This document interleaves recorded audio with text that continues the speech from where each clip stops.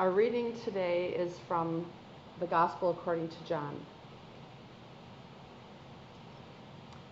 Pilate said to Jesus, "Are you the king of the Jews?" Jesus answered, "Do you say this on your own, or have others told you about me?"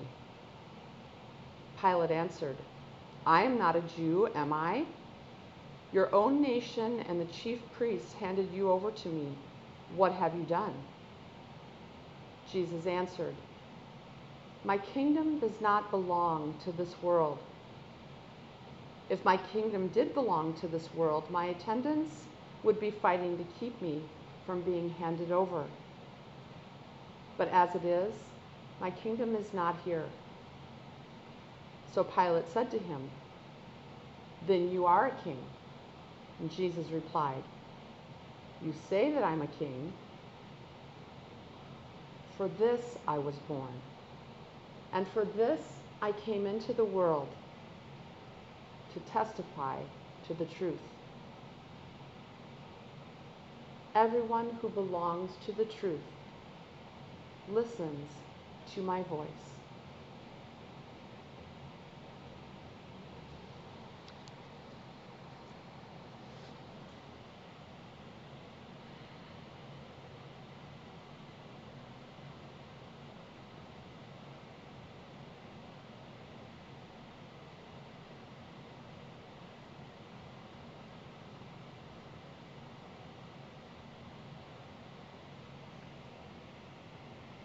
One of my favorite authors, Jean-Yves Lelou, who has written, translated and written commentaries on many of the so-called Gnostic scriptures, specifically the Gospel of Mary Magdalene, the Gospel of Philip, the Gospel of Thomas, and he's written a couple books on Jesus' relationship with Judas and Jesus' relationship with Mary Magdalene.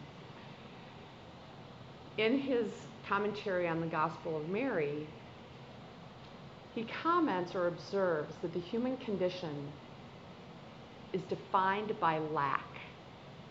The human condition is defined by lack. And what he means by that is that deep in our hearts, we know something other than what we normally experience in the human condition, which is separation. Deep in our hearts, we remember, if you will, something that felt peaceful, loving, content, joyful, complete, and whole. What Jean-Yves Lelou refers to as source, or what theistic belief systems have identified as God. That there's this sense of knowing something other than this. That there's this deep sense inside of us of home. And that remembrance is in extreme contrast to what we normally know in the human experience, which is, I'm Lori, you're Madonna, I'm separate from you, you're separate from me. And that which we might call God is far, far away in a galaxy far, far away, and we're not sure where we're going to get there.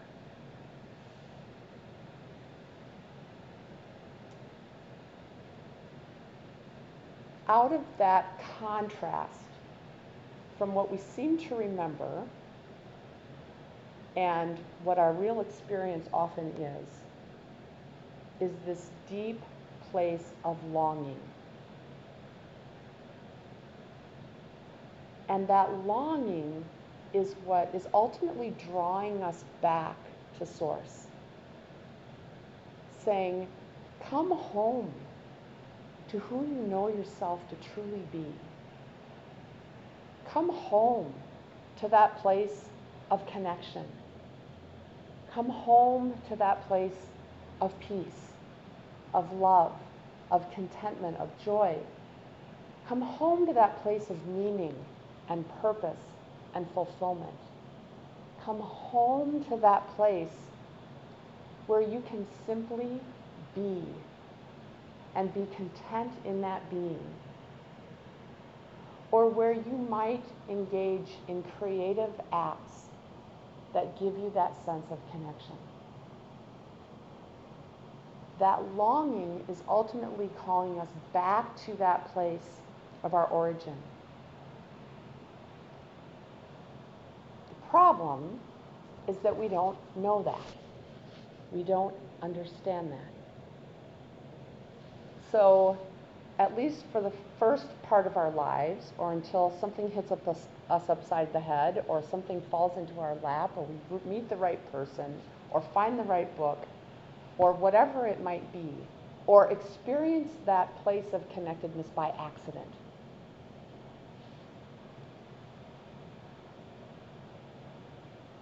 Until we find that path, we think that the fulfillment of that longing is going to come from something outside of us. We think it's going to come in money. We think it's going to come in success. We think it's going to come in achievement. We think it's going to come in perfection. We think it's going to come in fame, power, reputation, notoriety. We think it's going to come in relationship. We think it's going to come in power. We think it's going to come in a change in our political system. We look out here for what can only be satisfied within.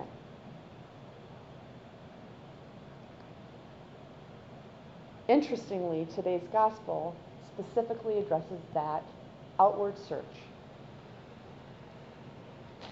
Shows up, figures out how to get to that place of origin within himself, tries to teach other people how to do the same thing. How do you find that kingdom of God, as Jesus called it, within yourself? How do you find that place of love, contentment, fulfillment, detachment, where what's out there doesn't disturb what's in here? Or if it does, when it does, we have something that we can do to help us get back to that place of home within ourselves. That's what Jesus came to do. And he responds to Pilate's questions with that answer. I came to testify to the truth. This is the truth that I have come to know within myself, and this is what I want to help other people find, achieve, experience. The problem is that many of those who followed Jesus, or found him, or discovered him, or were sitting on a hillside while he was teaching, mistook his truth for, well, this must be the king we've been looking for. This must be the Messiah we've been searching for. This is the guy that's going to help us free ourselves from Roman oppression. He's going to fight for us like King David did. We're going to override the Romans, and we'll have power and control back in Israel, in Judea.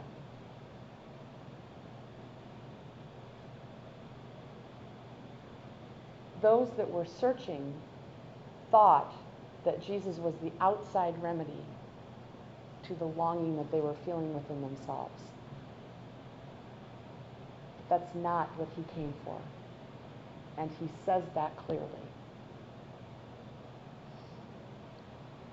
One of my favorite portrayals of that is the way it's portrayed in the musical Jesus Christ Superstar. And for my empowerment newsletter this week, I featured a clip from the movie where it's this dialogue between Jesus and Pilate. And it's this question about truth. You know, is your truth the same as mine? Is my truth the same as yours? The truth that Jesus refers to here I think we can safely say is an ultimate truth. There is a remedy to the longing, but it's not outside of us. It's within. Our job is to seek those tools that help us to make that connection, that help us to find the remedy to that longing that plagues us in the human experience. To apply this to the recent events in the world, there's so many layers to this. On one hand is the question of our own response. How do we stand as witness to the conflicts that will continue to go on in our world? You know, until every person knows this truth, finds the remedy to that longing within, there's going to be conflict. If we're not finding that remedy to the longing within ourselves, we're looking outside of ourselves. So as long as there are people looking outside, including ourselves, because we forget this, there will be conflict. There will be war. There will be poverty and hunger. The first layer to that question is, how do we respond to that? Do we get swept away by it? Do we get overtaken by it?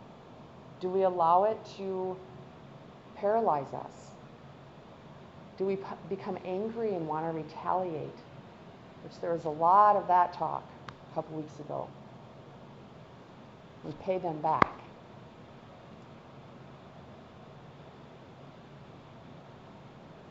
If we want to respond from within that place of longing, the response is to acknowledge when our own fears are being triggered. How do these experiences make us feel unsafe? How do they make us feel powerless? How do they make us feel angry?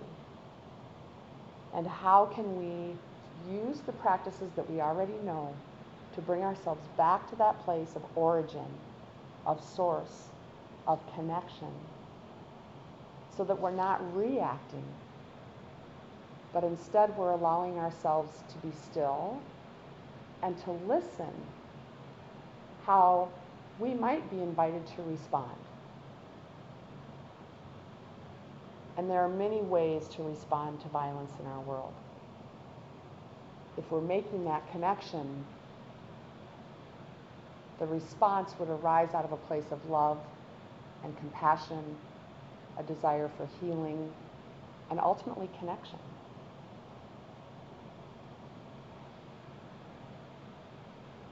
That's the layer that's related to our own personal response.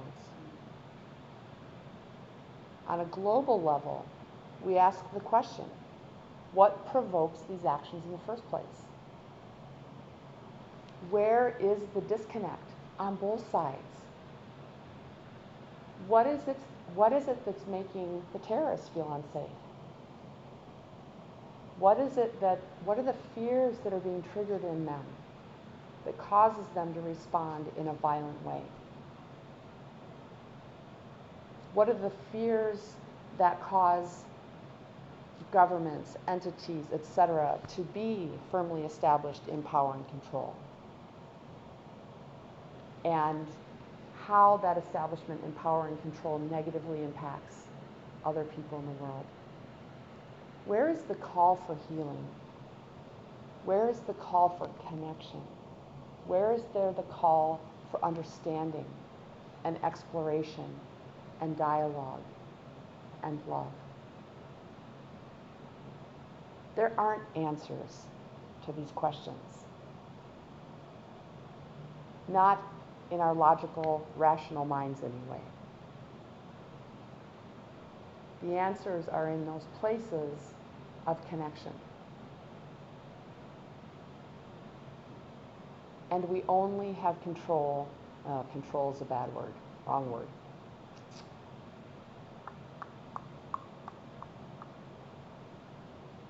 I don't have a better word, so we're using control. I know you'll understand what I mean by this. We only have control over ourselves and our own actions. So if we're wondering how to respond to fear, violence, power, and control in our world, how to respond to those things that trigger our own fears and insecurities and grief, the only thing we can do is to go to that place of connection within ourselves and to be. To allow the answers that are right for us to surface.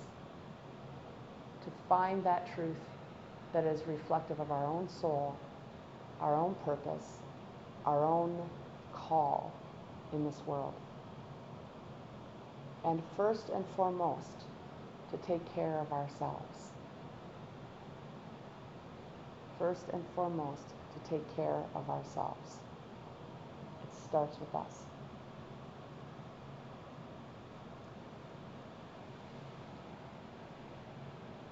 So to help support us in that me first from here on out practice, I had to chuckle. I had some shamanic work done this past week to help with my hearing, and this weird virus that's apparently still floating around in my body somewhere. And I was writing back to her to let her know how things were going. And I said something, something, something, blah, blah, blah. All I know is it's me first from here on out. And I wrote here, H-E-A-R. I'm like, talk about a Freudian slip. So the first place of responsibility lies within ourselves. And we all have practices that we go to help us make that connection, whether it be our spiritual practice, our creativity practices, our physical practices. That's where. And so to help support us in a solid foundation of practice, that's what we're going to do now for the next 10 minutes, is to enter into practice. And to help us ease into that place of connection, another song from George Harrison that is his Hare Krishna chant, which is all about finding that place of connection within ourselves and through our teachers, whoever our teachers might be. And so I invite you to just listen to the sounds, the vibration, the music, let it speak to your soul. And when the song is concluded, we're going to enter into silence for the remainder of our session today. So I just invite you to close your eyes and assume your meditation posture, and then we will let the music carry us into our practice.